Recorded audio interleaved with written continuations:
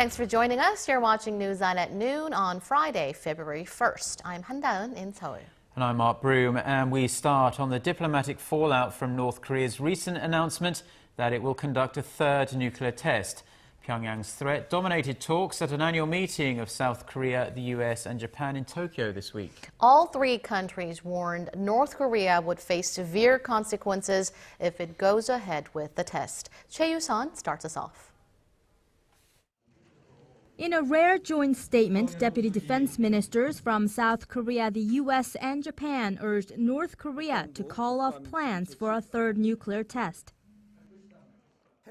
If North Korea conducts an additional provocation, including a nuclear test, it should take full responsibility for the consequences it may face for disregarding the international community's resolution.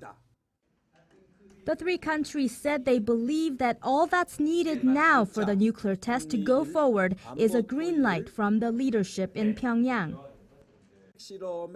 The three parties together believe Pyongyang will most likely conduct the nuclear test.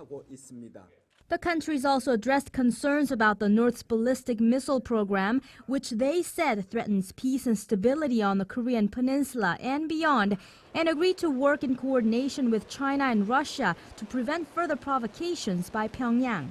South Korea's Joint Chiefs of Staff has elevated the security posture at military bases near the inter-Korean border. And as the New York Times reported Thursday, the U.S. has deployed reconnaissance planes carrying nuclear detection devices to its base in Okinawa, Japan. China on Thursday heightened its pressure on the North to refrain from any activity that would prevent the denuclearization of the Korean peninsula. If the Kim Jong-un regime does carry out the highly anticipated test, the U.S. and its allies are expected to push for a much stronger resolution and sanctions against the country to further cut North Korea off from financial resources it uses for its nuclear and missile development. Choi You-sun, Arirang News.